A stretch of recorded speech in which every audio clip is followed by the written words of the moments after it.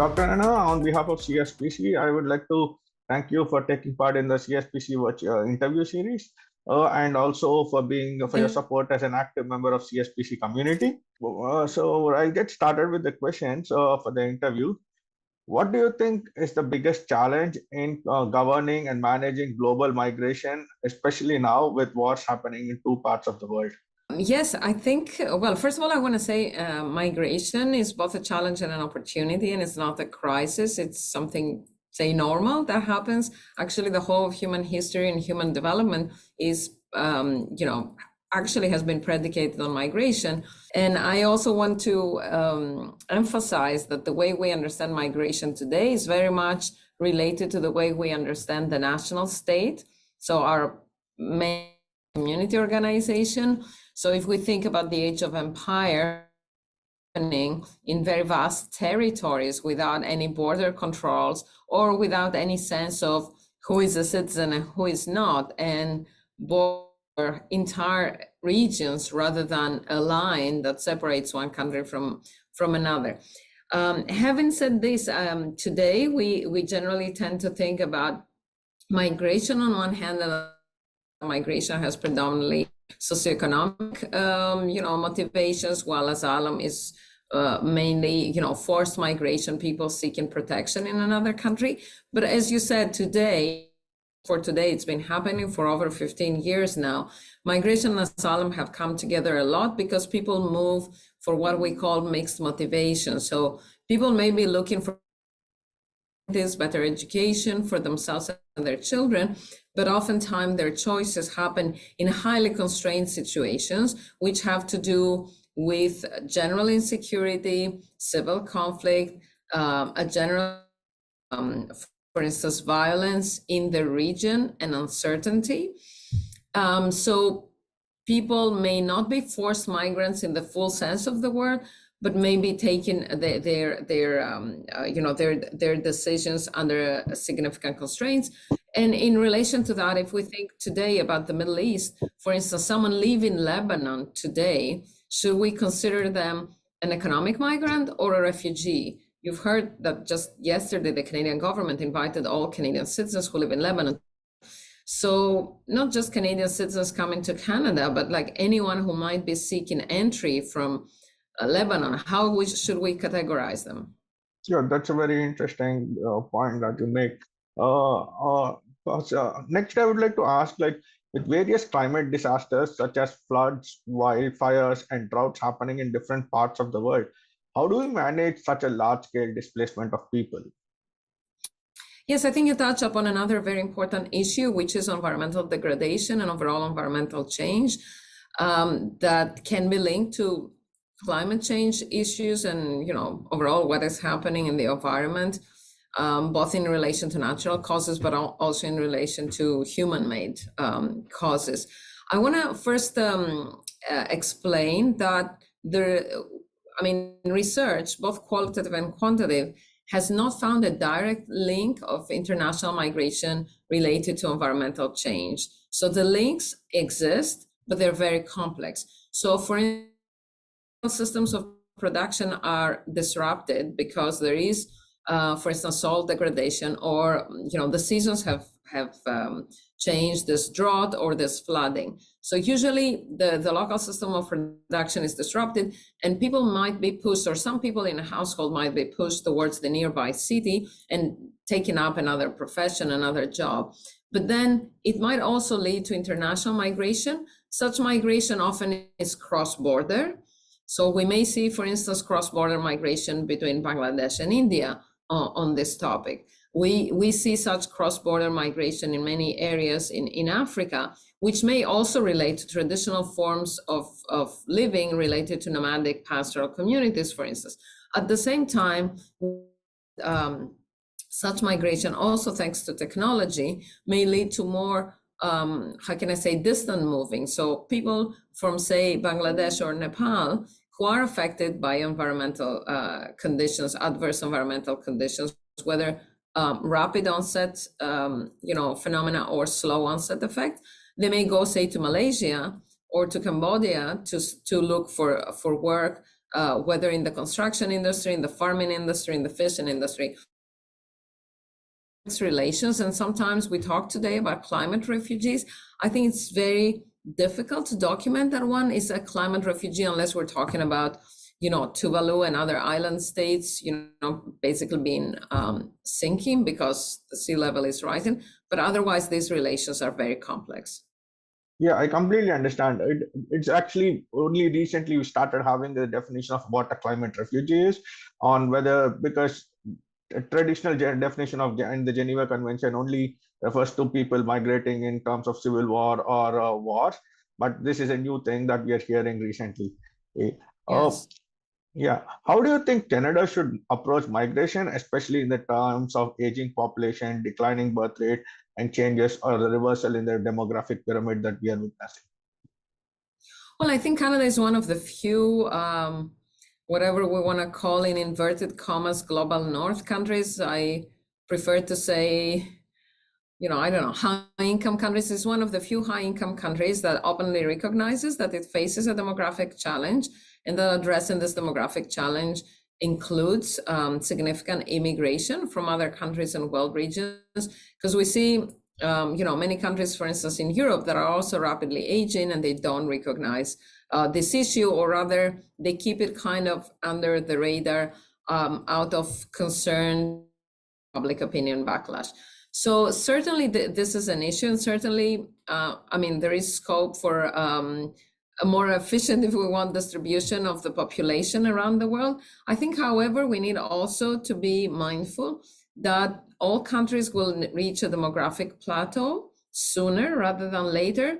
There are often misconceptions about levels of fertility in different parts of Africa and Asia. And if we look at very recent data, we see that, for instance, the number of children per woman in reproductive age has gone down from, say, 7, in many cases, to 2 already several years back. So we don't see this now because, the babies are still our children or teens.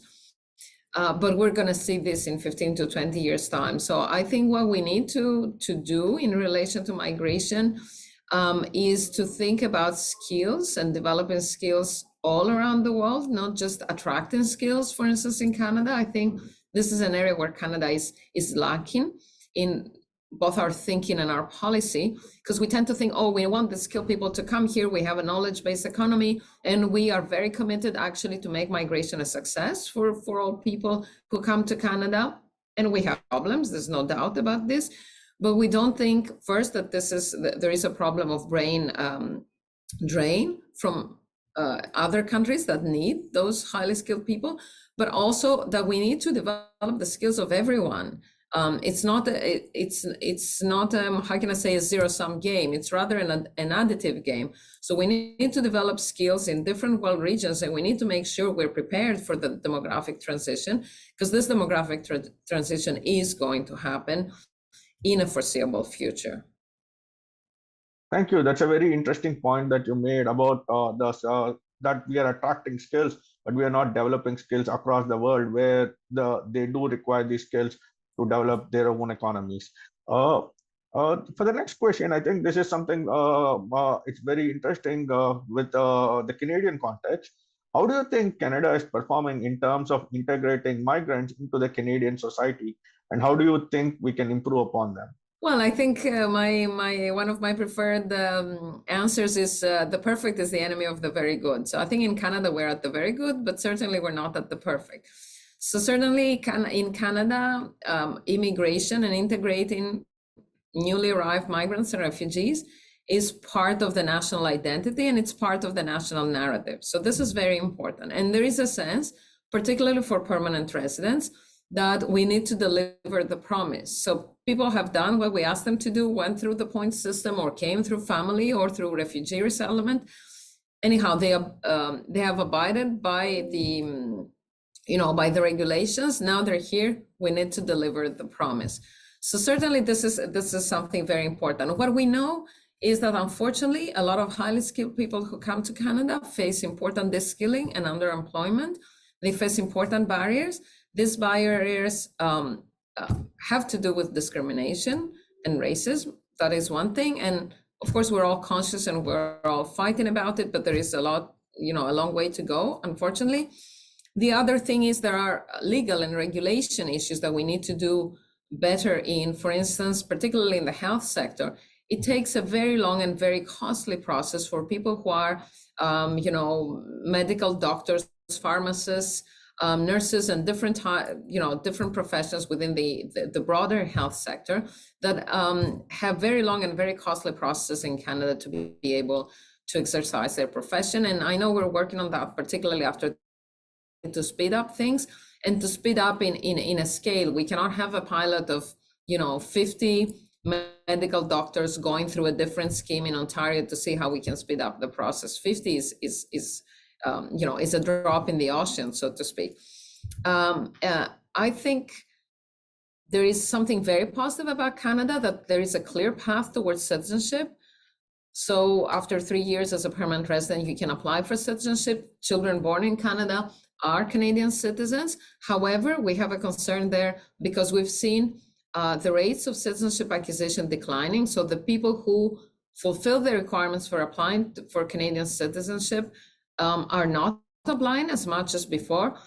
The good thing is we're asking ourselves, why is this happening? And we're worried that this is a bad thing. So this is very important again, and I think this is where Canada is doing a lot better than other important migrant destination countries, but we need to work to understand, is it something about the fee? Is it something about not navigating the digital system to do the application? Or is it something about competing, citizenship requirements? So we know two of the major origin countries in Canada, China and India, do not allow for double citizenship, so people actually have to choose. So is this an issue? Although data tell us that what I said about reduced citizenship acquisition rates do not just affect people, say, from India or China who need to give up their previous citizenship to become Canadian. It affects people across the board. So we need to understand, is Canadian citizenship hollowed out? Do people feel it doesn't make a difference if they vote? Is this a crisis for our democracy?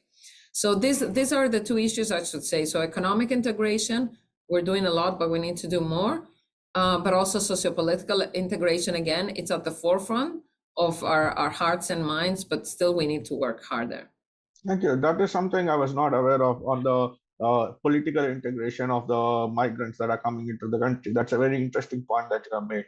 For the last question, it's more regarding the CSPC.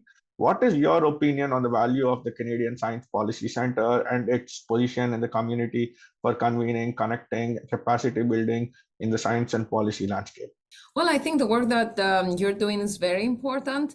I think what is a challenge for everyone in the broader science and policy domain is first how to make sure that the dialogue between researchers and policymakers and other stakeholders takes place and is substantial. So I have my views about evidence-based policymaking. I don't think us researchers are deciding what are the policies. The policies, and rightly so, are decided by governments, are voted by the citizens. But it is important that we have a sustained dialogue. So what research finds, trickles to the policymakers. So, and I think the work that you do in bringing together different scientific perspectives and actually now including the social sciences is very important. I tend to say social sciences are the glue that brings the other sciences together, so we can have a lot of technological innovation, a lot of scientific discoveries happening, but we need to have scientists to come together, can inform policy, and we need the social scientists to help us understand how can we get this out to the community. So for instance, I'll give an example. We know that in climate change, we have a lot of data and a lot of important findings, but what we need in fighting climate change is the uptake of the communities. And that's somewhere where we may be lacking and we need to work harder. Similarly, I think during the pandemic, we saw how we managed to work like scientists